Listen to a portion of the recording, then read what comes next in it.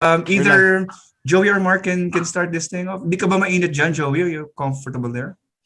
Okay lang, pag uminit ng todo dito, lipat na lang ako. Hindi, kunin ko yung payong na favorite mo, dali. Yung sorbetes, umbrella mo. Hindi, okay, lumapit ka lang doon sa shade ni Vong Revilla. Yun. Very Favorite tropical. caramel na payong. Yes. The garden view. Ganyan Okay. yung payong sa dito, di ba, sa mall, yung sa hotdog, Alam mo yung sa mall? Yeah. Yung parang sa sabret. Sabret. Yan. Oh, wow. Upgrade ka, Joey, sa akin kasi fishbowl lang eh. Sabret ka na ngayon. Ginandahan ko na. Red sauce and lemonade. Bato-bato pick tayo or you wanna do it? Ikaw, up to you. Sige, bato-bato pick. Bato pick. May delay. Pareho tayo. Ayun. Bato pick. Ikaw na. Ikaw panalo. Papel ako eh. Scissor ka, paper. Pero sino pipili? Inanalo o inatalo? Crossing the wire.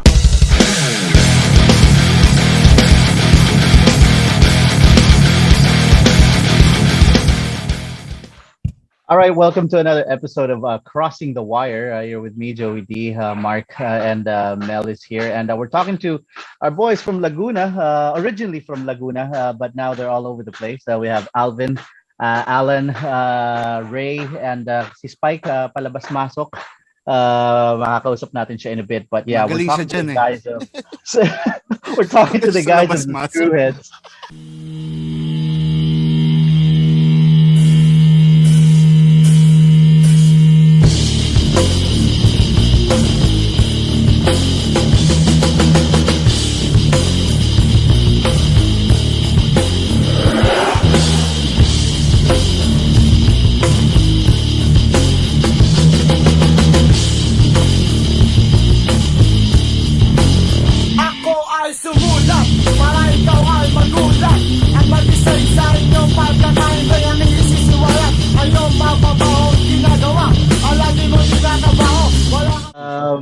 Seminal, I guess that's the perfect word, according to Ramil and Mark. Seminal Laguna hardcore band from the 90s. Kumusta kayo? Ano pinagkakaabalahan nyo? What are you guys busy with? Where are you? What do you do these days? Oh, Who wants to go? sino muna? Who wants to go first? We can start with you, Alvin. Bato. Bato pick. Sandali, sino? Yung mananalo o natalo?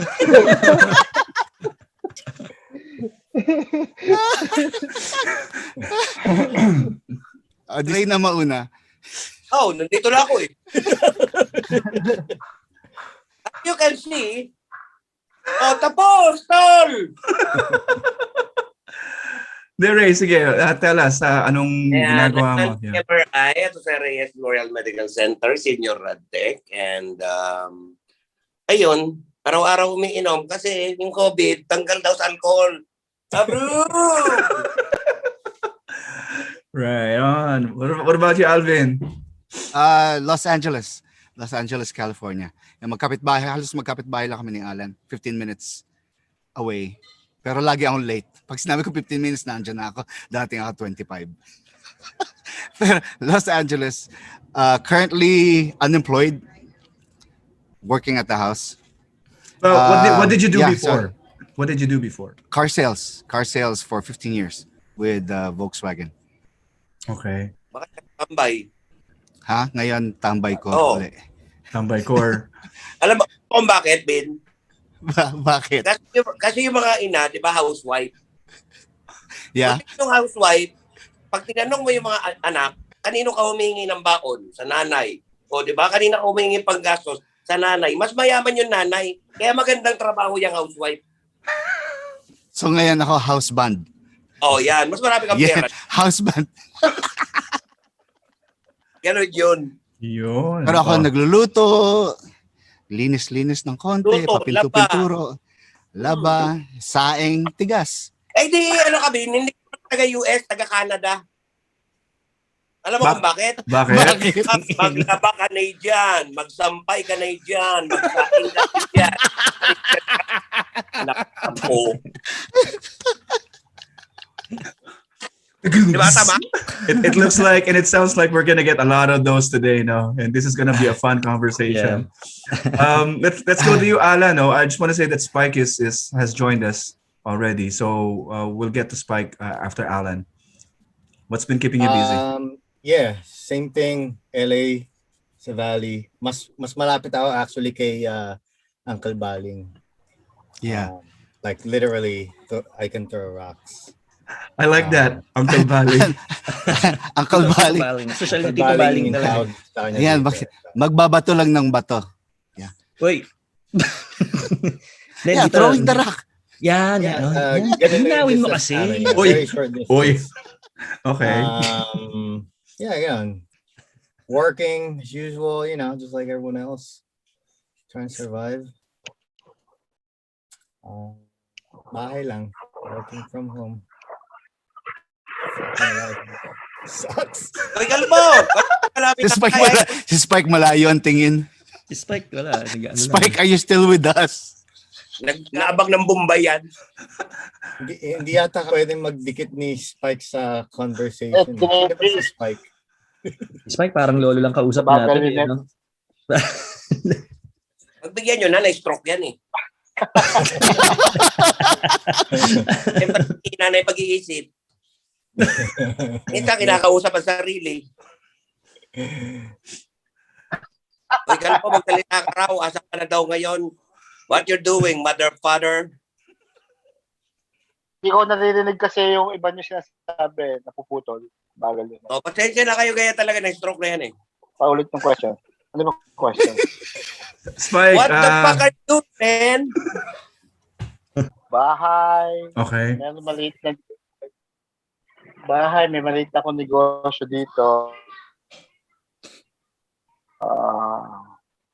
Tapos mga online selling, gano'n. Yun na eh. Tapos wala na.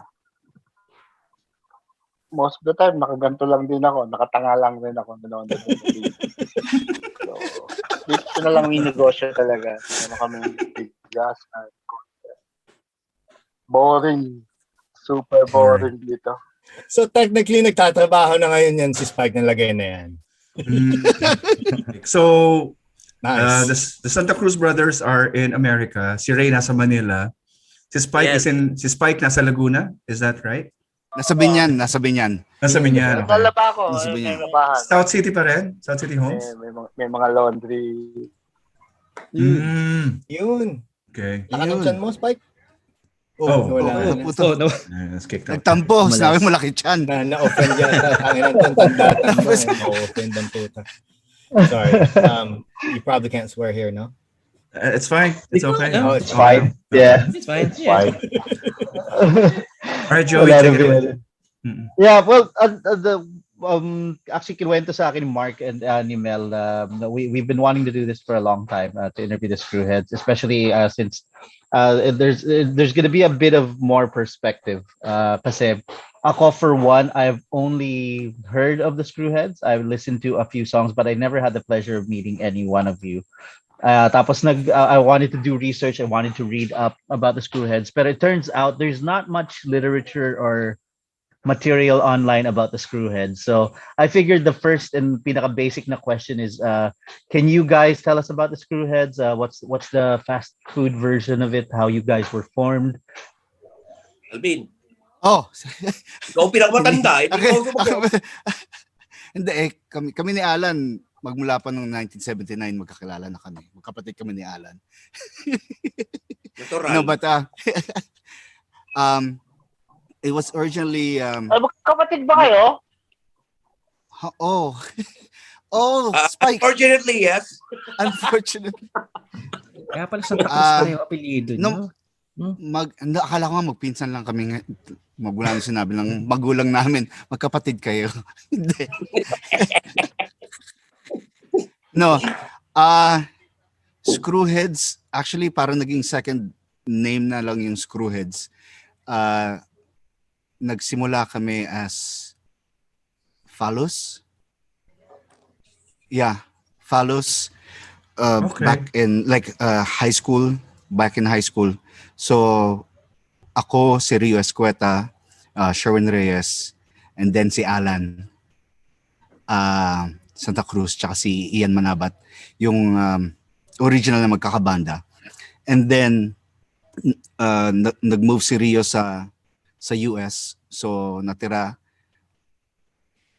ako, si Allan, tsaka si Sherwin.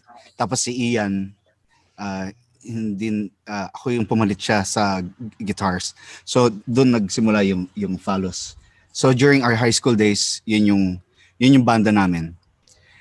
And then later on, na-meet namin sa Laguna yung crew ni Rapist Bravo of Biofeedback. So after that, like once nung nalaman niya na may banda kami, like he started like influencing us, like share siya ng mga fanzines, tapes, all that stuff, like that's happening, yung ginagawa niyang yung distribution nila, which is Crossblood. So from there, na-influensyan nila kasi dati parang grunge yung tugtugan namin eh. Grunge or 90s, that's early 90s, like rock. And then after that, na-influensyan kami ni Rapist Bravo. And then said like, okay, transpose kami into punk rock and hardcore. So siya yung nag-coin sa amin ng Skrewheds, which is spelled with a K. Okay. All right. And then from then on, tapos si Spike, laging kasama namin yan habang tumutugtog. So ang ginawa namin si Spike and Marlo Yu, sila yung dalawang vocalista namin. And then eventually it turned into one, si Spike naging vocalista. Right. What year is this? Bakit si Spike? This one, this was probably 92, 93. Yeah, 92, 93. Tapos si Ray pumalit ka Sherwin on bass. Like probably around, anong year yun, Ray? Mga 95? Dati noon, matagal na yun. Not dati noon. I'm really bad with the years. Pero yeah, then later on. Kasi si Rodel Ababon, bassist ng Bulldoze, kapatid niya si Ray. And si Ray is also kaklase ni Allan, best friend during high school. So it's all like talagang tight friendship. Yeah, family and friendship. Family. Yeah. RIP pala kayo, Tol. Yeah. RIP. RIP Rodel. To our best friend, Rodel Ababon. It's amazing because there seems to be a parallel dun sa kwento ng Skrewheads and Loads of Motherhood, because si Ramil, you were also in a grunge band before Loads of Motherhood, di ba? So I guess that's sort of like what ties everybody together, grunge, 90s music. And just to give people an idea, like what kind of music did you start playing? Anong banda were you covering, or were you already writing original material? When you first became a band, when you were still in Phallus, was it always about original material, or is it the same story like everyone else who were just doing like covers? Everyone else, like we always loved grunge, Alice in Chains, Pearl Jam, Soundgarden, Sonic Youth, ano pa ba, Green Jello. We even covered Green Jello one time, yung Three Little Pigs, that type of yung that era. So yun yung mga cover namin, and then like PJ Harvey and all that stuff. Talaga? Tapos Stone Temple, yeah. Pati yung katulong namin, kabisado na yung tutugtog namin. Dati. Yung flash Dahil pa ulit. Hindi yung I am. Habang naghuhugan. Naglalaba. I am. I still remember that you guys are really well supported by not just friends but the family as well, no? Yun, Mangoka. The gear. RIP din. Yeah. Oh yeah, that's true. Okay. You have complete gears, more or less. You have your own drum set, everything set up in the house. You can jam and play maybe as much as you wanted. So it was interesting to the point of Joey that there's a couple of parallels between Skrewheads and Loads, and the preference for music at the onset was the same, grunge. And it was only because of people who we met along the way that we kind of, changed into playing the kind of music that we end up playing. But I still remember the first time we met you guys. Yes. and let's talk a little bit about that, because That's good. That's actually also the first gig of Loads of Motherhood. And so from your perspective, the Skrewheads perspective, the way you remember the story, how much of it do you remember, or if you remember it at all, the first encounter with Loads of Motherhood? Ako, I think kasi sa ano yun that was Alabang, right? Sa Alabang ba yun? Big Bang sa Alabang. Yeah. Sa boom na Parang boom. parang Boom na boom. Boom na boom. Yeah, may battle of the bands or whatever, And naalala ko lang na, I was just thinking, ang boring ng mga tumutugtog, tangina. Tapos nung tumugtog kayo, parang na-hype kami na, wow, who are these guys, And then, so yeah, we just approached you guys and said what's up, and the rest was history, as in we fell in love with the band the first time I saw Loads of Motherhood. It's like, holy shit, like we gotta know these guys, like we gotta meet these guys, and then after that, like we were inseparable. That's true, no? That's how many years, no? Tagal na rin. Yeah. That was 93. I still remember. That was 93. December of 1993. Yeah. December 1993. Yeah. Wow. Holy shit. Going back to that story, Allan, I don't exactly remember who approached who first. Probably we were the ones to approach you. I don't know. I thought we did. you we did? did, but maybe it was We did. something mutual. I don't know. Probably it was something mutual. I remember kasama ko yata si Alvin. Yeah. And I just remember rushing and like, yeah, we gotta be friends with these guys. These guys are cool, Parang ganun yung dating. Parang, kasi wala namang scene nun, di ba? I mean, No, yeah. really, we were just trying to play, and we were just trying to play with same, similar sounds. Yeah. And yeah, parang, we're just trying to be friendly. Speaking of similar sound, I mean, we got the Skrewheads perspective, pero like to get your perspective ni Mark. Did you catch the Skrewhead set? What was the Skrewheads like for you? Ganun din. It's the same thing. Nung we saw them, parang holy shit. Parang tayo. Yung vibe pareho eh. Pareho yung vibe eh. Yun eh. That's the thing. Parang know na parang tayo na makakasundo ko to mga to. Tayo na. Kailangan makilala natin. Was it a wild set as well? Kasi yeah, exactly. like I've never seen the Skrewheads like live, like in the flesh. Sila. Yeah, so when we were watching them, kami nagtinginan lang kami parang yan, dude. So yun. Sino na unang tumugtog, kayo o kami? I don't remember. That's the thing. I don't even remember. So most likely, nag-meet tayo after na tumugtog tayong tapos na. Oh yeah. Yeah. Something like that. Kasi siguro bago tumugtog yung isa, like, ano kaya ang tunog itong mga bandan to? It's like, kasi isa mahaba buhok, isa may kulay yung buhok. It's like, ano kaya tunog nito? Siguro, grunge yan, grunge. May hikaw sa kilay. May hikaw sa kilay. Ang laki ng pantalon. Ang laki ng pantalon. Iba yung trip nun eh. Yes, that gig was for 3 or 2 straight nights. It was the first night to qualify, and then the final night is the grand finals. Unfortunately for us, we didn't win, but you guys did. One of the top 3 bands. You did. One of the top 3 bands Second place to win. Third? Yeah, and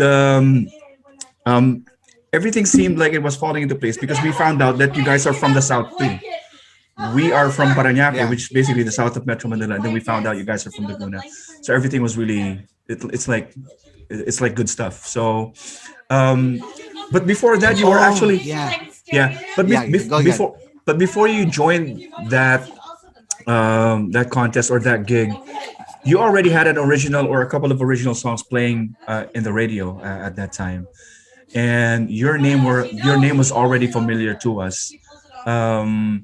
So was your process before kind of like, release or at least play original songs, or, focus on. Even during the gig, you played an original song, which was a really awesome thing to do because we didn't and we couldn't at that time.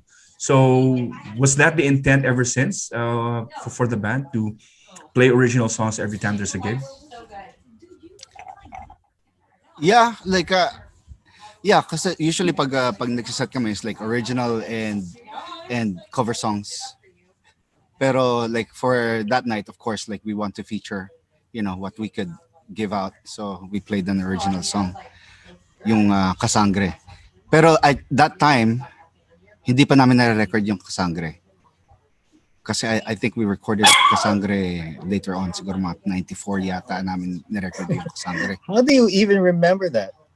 I don't know, I'm just guessing. Ano yun, Vince, at that I'm just time, guessing. how many And then, like, originals did you sinabi guys ni have Mel at na- that time? Like 3, 4, mga ganun?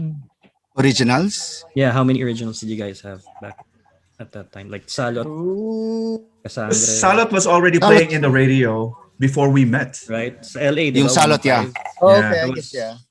in 105. Tapos Kasangre was on that compilation. Tama? Rap something. And then, So nauna yung Kasangre dun bago mag Cane and Gunshot? I think so, yeah. So 4. Yeah, Spike. Spike. Tama ba, Spike? Kasi nag-numeric din kayo, diba? Nag-numeric sampler din kayo. Diba, Tayo. yung muna, tapos boom na boom. After boom na boom, na-record natin yung Kasangre. Yeah, kasi yung napanalunan sa Boom na Boom, That's right. pinang-record. Hindi, pero nagpunta muna tayo just doon sa jazz bar. Jazz club. Sa jazz club sa Isa BF. Oh yeah, Pop and Jazz. Pop and Jazz. Pop and Pop and Jazz. Jazz. Oh, yun. Yeah. Doon Labo tayo ng jazz bar, nagtambayan eh. Yeah. Yeah. Nandun pa si Bukas eh. kasama rin natin sila Ray Peace. What Ray was there? Peace, Sid, tsaka yung si Winky. Tsaka si Winky.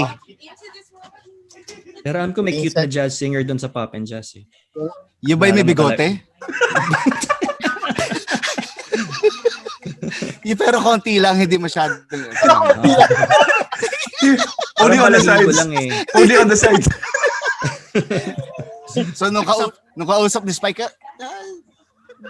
nag-ahit ka. No.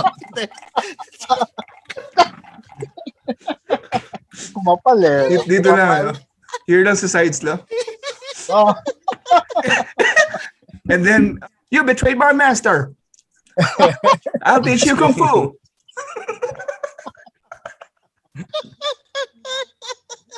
nakadampot. Dumb. Lang eh.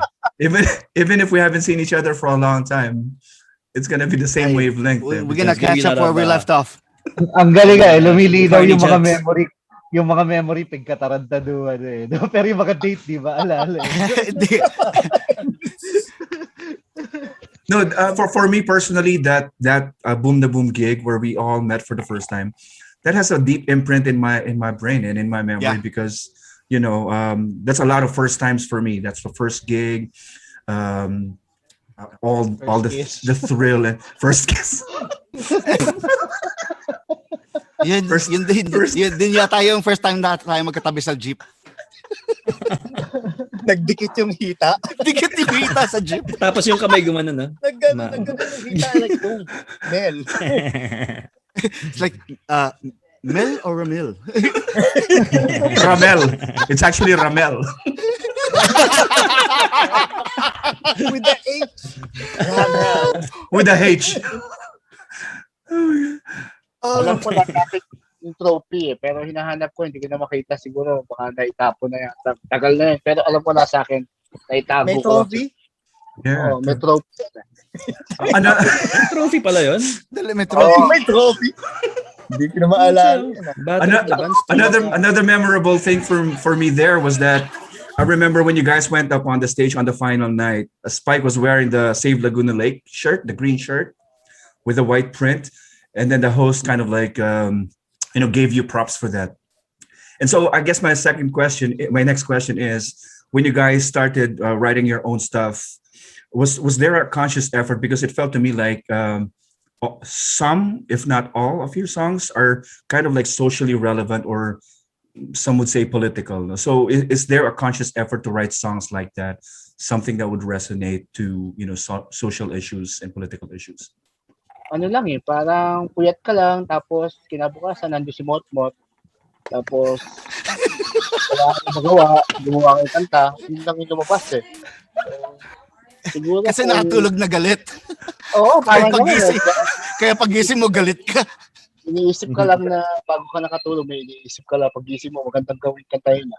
Yun na yung naisusulat. Parang hindi naman kami aware noon sa mga nangyayari sa labas. Ang alam lang namin is mag-happy-happy, magpunta sa mga gigs, sa mga, diba? Yun lang. Alam namin, magkita-kita lang kami, masaya. Hindi kami socially aware kung ano yung nangyayari sa gobyerno. Mga Alam, bata boy, tayo. Pag-live na ako ka doon. Ha? Kalamba yun. Kalamba. Crossing. Yun, Kalamba sa may malapit. Kalamba pa tayo. May malapit meron sa dita. Pedro, Let me do a follow-up question pala. Yung like, so nung nag-start kayo, did you know na yung parang, when you guys were starting out, like sa Laguna, di ba? Isa kayo sa mga nagsimula ng eksena. Like, let's say, di ba, yung mga una yan, sila Raymond, Biofeedback, sino ba, ADA, and then it was like, yung parang kayo, would you consider you guys nasa batch na yun, or were you like the second batch nung pa-start yung eksena sa underground sa Laguna? Or... I feel like we were after them. After kasi them, parang established na sila So And kayo we were yung second the, nagman kami- yung gano'n? we were the new kids in town, New kids. Pero what I really liked about yung sa senior, kasi ngayon nagsa-start na kayo, parang pausbong na tapos palaki ng palaki na at that time, di ba? Well, since kasi talagang once we became friends with the Biofeedback crew, na-influensya like sila yung nag-feed sa amin na like fanzines, tapes, this is hardcore, this is punk, this is emo, this is new wave and all that stuff. So medyo na educate kami on that different subculture na hindi namin nakita anywhere else. So that made us like curious of what this is. Yung ska has something to do with with punk and all that stuff. So we've learned that through the time na tumatambay kami. What we want to do is just like let's play this, let's do something different. We didn't think that like we're gonna make as it is na sinasabi nga na like we're the pioneers. I don't think we're not the pioneers. Like we were just like following the pioneers, which is like sila Boy, which ADA, there's like merong NFH sa San Pedro, there's Biofeedback, tapos there's Toilet Social Scandal, outrage, social outrage. Yeah, yung time na yung second, I would say like second wave Kaya ba? ng hardcore punk sa Laguna. And then we didn't know like we thought like this was just happening in Laguna kasi hindi naman kami napapalabas ng Laguna. So like we were just making our own scene, we were making our own gigs. And it was fun. Like usually dos mga gigs na pinupuntahan namin, halos lahat magkakilala, lahat magkakatropa. Tapos like the kids that would go to our shows are the ones that followed through after that. Like Pile Driver, Typecast, diba? Typecast, yeah. So yung 8 ounce. mga sumunod, 8 ounce, Homicide. yung Homicide, Children of the Damned, Yeah. all those cats. Lavondis, Empty.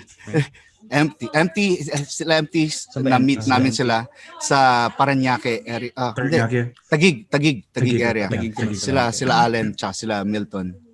Yeah, yun na-meet naman namin through Motmot. Si Motmot na-meet namin after Raymond. Tapos doon lumawak yung circle of friends and yung crew and everything. And then na-meet namin yung Loads of Motherhood. So na-meet namin yung Parañaque crew and then like Manila crew and all that stuff. I would say like more like not evolution of the music or the sound. It's more of like the evolution of friendship. Kasi halo-halo yung halo-halo yung trip. Same, Meron may diba? metal, may death metal, may may crust punk, may oi punk, may ska punk and everything. So the network that's just how it grew, came about. no? Yeah, exactly. Tapos we had cross blood too. So, Mot and Raymond sila yung pasimuno nun. Yeah. How about nung after that, nung nag-transition na kayo, let's say, sa Club Dread, can you tell us about that? Like, yung experience nyo? Like, let's say, kasi diba, at that time, underground, but at the same time, same as us, diba, kasi gaganon din kami. Actually, diba, we play together, tapos, nag-transition tayo to Dread or Mayrix. Like, how was your experience with your, like, let's say, your audition night? How did it work for you guys? Yung audition natin sa Club Dread. Ano yun eh. Si Ray. Yung mix kasi, pag nanalo ka na first prize doon sa boom na Battle of the Bands na yun, yung sinalihan natin, isa-set ka nila sa Mayrix regularly. Yun yung sinabi nung parang promoter, di ba? Kaso hindi kami nanalo kasi meron isang nanalo eh. Nakalimutan ko yung pangalan. River Tapos, Broccoli. yung Broccoli. And then, tapos siguro pasang-awa kami, pinaset niya kami rin doon ng isang beses, para Wednesday yata yun. Kaso ang nangyari, nung papunta na kami doon, etong si Alvin, nakulong at saka yung isang crew namin, nakulong sa Carmona. So, yung set namin na dapat siguro mga 10 o'clock kasi kami yung parang prime na band noon. Kumbaga, kami yung parang main act noon sa Mayrix. Hindi kami dumating sa tamang oras. So, syempre nagalit si Sassy, pangalan? Sassy. Tama? Sassy. Pero pinatugtog pa rin kami. Kaya syempre nakalaya sila Alvin noon, mga past 12 na eh. Laya. Namuguan na. Mahal pa kami ng mga padrino. Clear mo naman yun, hindi naman gumawa ng masama. Inaway lang yung pulis. Kaya na-visit lang. Baka sabihin, pumatay ng tao, nag-drugs or something. Nila para. Yeah. Pinaghugas Pinaghugas lang kami ng pinggan tsaka ng banyo. Yun. Tapos, after that, Oh my God. kayo din nagsabi sa amin na, uy, nasa Dread na kami, ganyan, kaya tayo. Tapos, try nyo ron mag-audition. Hindi, punta naman kami. Yun nga yung araw na yun, alam ko, yun yung araw na yun. Kasi nga, pagkatugtog namin, pinalayas na kami ni Sassy. Hindi na kami, alam na namin, hindi na kami uulit doon eh. So, pumunta na kami ng Dread, nag-set kami ng schedule doon. Sinet kami kagad the next week, Tuesday naman. Yano naman yung main Tuesday? act. Tahandaan mo pa yun, Spike. Paano mo natatandaan? Tuesday, hindi lang year. Pati yung araw. Tuesday ang audition night sa Dread. Pasensya na kayo, hindi niya alam yung date, pero yung araw alam niya. Oo. Feb yun, Feb. Yung buwan ng puto. May nagpo-post pa ng nung Dread sked na may audition night tayo. So, alam ko pa. Kumbaga, lagi ko na-remind sa akin. So, ang nangyari naman, hindi naman kami parang, uy, galing nyo. O sige, siset ko na kayo dito. O, every Friday kayo. Hindi dumating si Yano. Si Yano kasi, di ba? Hindi siya dumating. May gig yata sa UP or something else, somewhere else. Tapos sabi ni Patrick, uy, hindi darating si Yano. Ikaw na lang kumanta para sa Yano. Sabi ni Spike. Mukha mo naman. Sabi na Dong Abay eh. Wala na ba kami ibang punto? Wala na ba kami? Ulitin nyo lang ang set nyo. Tapos okay na. Kasi may mga tao, may mga nag-antay yata. Parang gano'n. So ilan songs yun kung pinaulit kayo? Ulit lang namin yung, kunyari kung 12 kanta yata kinanta natin, 12, 10 Puta. lang natin. Ayos. Tapos pa tayo ng dala-dala. Siyempre parang madami yung tao, di ba? Tapos may mga nag-antay kaya, no? So, siguro yung iba nag-stay, yung iba pinanood din kami. Tapos, nung pagkatapos may pagbaba. Kami tayo tropa, kaya napupuno yung bar. Kung walang yes, tropa, namin. Isa pupunta kami doon, isang bus. Isang bus kami. Panay mga klase ni Allan, saka ni Alvin, saka ni Wala kami audience talaga. Kami lang din naman yan. Pagdating doon, after nung gig, after nung tugtog namin, pagbaba namin, Tinabihan ako ni Patrick, sabi ni Patrick, oh, tangin you save my ass today, sabi niya, sige, set ko kayo ng ano, ganto. O, tapos yun, unang-una yata namin set, parang ano kung alam ko, mga headbangers night pa, Friday night, tapos, with Tame the Tikbala, with Francis Magalona, Yep. tapos dire-diretso. Sabay tayo nun. Oo, yun. Dire-diretso na. Tapos, basta madami na. Umabot na ng, siguro hanggang mga September kami, gano'n, na every Friday. Siguro mga twice a month, Friday, gano'n. May bayad pa nun eh. Tapos, madali rin natapos. Anong bayad? Ticket Hindi ko alam selling. yun. Bayag. Oo, may bayad. Oh. At saka may bar ano pa tayo nun, di ba? Bar something. Yung Meron tayong bar. pwede kang bar magsisig, pwede kang ilang pitchel ng beer. May 100 pesos worth or something. Oo. 100 Isang pesos worth. sisig tsaka 2 beer ang ano mo. Oh, so alala ko yun. Tapos, Saya rin nun. Even when those things are already happening for Skrewheads, you can say na club band na kayo right? At that point, it's not like a regular thing, but at least you get to play in a club or several clubs. But at the same time, parang you kind of stuck to your roots. You were still doing the DIY gigs that are happening in Laguna, and all of a sudden, more and more bands are starting to form, and then playing with not you guys. There are many times when we played in Laguna. With you in the forefront, and then it was really just DIY, barangay hall, basketball court. How was that experience?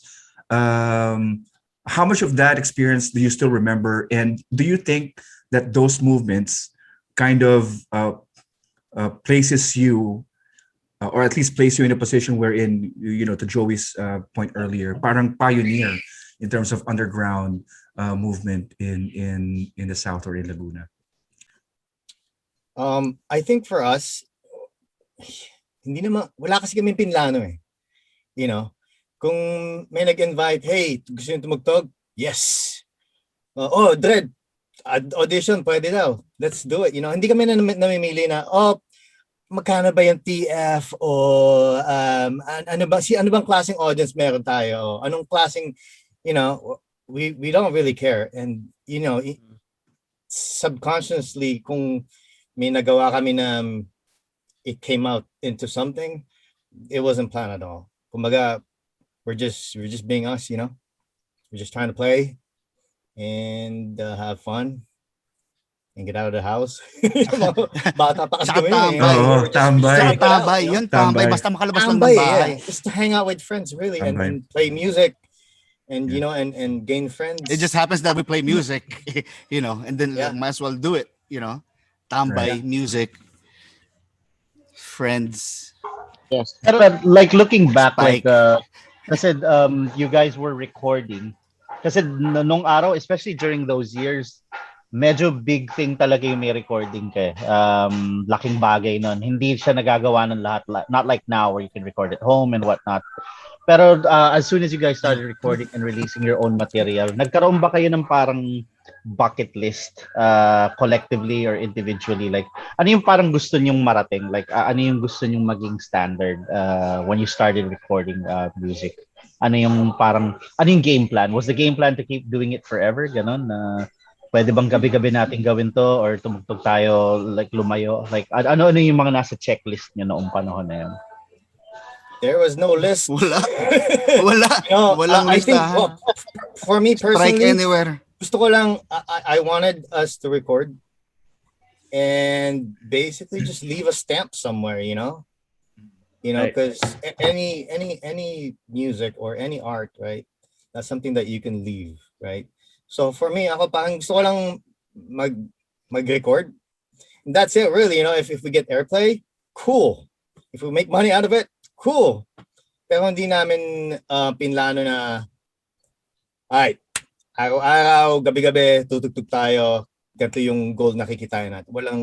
We never did that. And in fact, anything that we basically made as far as money, obviously we would celebrate too, but ginamit din namin through the music. It's either we're recording or merch or whatever, right? So, Wala. Antik na wala na tayo kinita. At yun lang one time sa Boom na Boom. Pinang-record lang, tapos yun na. Tapos alam ko yung isa, binayaran tayo, pinag-Jollibee lang yata tayo. Hindi, McDo. Pinag-McDo lang yata Yung tayo. alphanumeric ba yan? Yung Alphanumeric. word. Yeah. Oo, McDo. Kain kung tutusin nga nun, talo pa yung airpot namin. Kasi, hindi pa kami napamasahe eh. Gas money, kasi, minsan may sasakyan. Okay. Pero, minsan one way lang yung sasakyan. Pag pauwi ka, magbabas ka. Yung bahista namin dati, niyo kami. Yeah, let's drop the name. Sino yun? Sino yan? Sino nga pala yun? Ano yun eh. So, every gig naman nangyayari. Pagdating namin doon, na may sasakyan kami, pag uwi, alam na namin gagawin namin. Magbubus lang kami pa uwi. Yakap-yakap namin yung snare drum. Yakap-yakap. Kasi right. ang pinakamalaki dala si Allan eh. So, alam mo na yun. Dala mo yung snare, dala mo yung cymbals niya. Yeah. Madaling araw, uwi tayo na madaling araw, ganun, dala-dala mo lahat. Lasing ka, walang tatabi sa'yo sa bus kasi lasing kayo lahat. Yep. Tapos, yung itsura nyo pa, bubugbugin kayo. Yung nakakatakot. Yeah, daming diba? So, Hindi, tsaka marami. Hindi, Marami rin tayo lagi. Doon tayo sa Cubao sumasakay, nag-aabang ng bus, 'di ba? Sa Cubao. Lakad So, may tayo pag Tony Romas. parang Sa tapat na yung tapat ng dread. Ano yung Tony? Diba? Matandaan eh. Kung ano. Alam ni Spike yan. Sige, Spike. Yeah, tanda niya yan eh. Pero yung date. Ano, ibang bang? Sa Tony Ibang bang eh. ba yan? Or, hindi. Tony Ferrer. Tony Bahamas. Dapat yata yun eh. Sa tapat ng Sauna ba? ganun yung matandaan pero usually yun, ganun nangyayari. Every gig. Yep. Every gig. Minsan lang kami magkaroon ng sasakyan. Kunyari pag may mga tropa na may dalawang sasakyan. Oh, yeah. Kasi yung tama raw ni Marlo. Yun. Yung tama na Marlo. The best kami ng muntik mamatay doon. Yung Corolla. Yung Corolla nila Ray. Yung pula. Yung pula. Diba? Ayun, yung kogkog. Kotse pula, kogkog. Yun. Yung mga sakyan namin. No? Wala kami pinlano. Kumbaga, lahat yun, ano lang, nangyari na lang. Yeah. Hindi namin alam ano na yung nangyari. Wala. And everything was for fun. Mga consortium, mga... Oh, yeah. Yun, consortium, yari. ABGs na yun, ABGs. Punta kami, si Alvin, tao ng ABGs yan eh, ABGs. So, tapos, atin kami ng pagka may mga consortium, ano tawag doon? Rave party, no? Rave party. Din kami. Yep. Okay lang yan. Kasi rave party na tatawag doon. Lahat ng mga babae, wala pupuntang babae sa mga gig eh, di ba? Doon talaga bagsak mo. Ayun ang feeling sa babae nun. Hindi kami mahilig. Oh, yeah. Sa lalaki pala. Yeah. Lalaki. Basta ako kung nasan si Ramil. Yun, no? Andun yung mga Si lalaki. Ramel. Si Ramel. May magkakaaminan yata.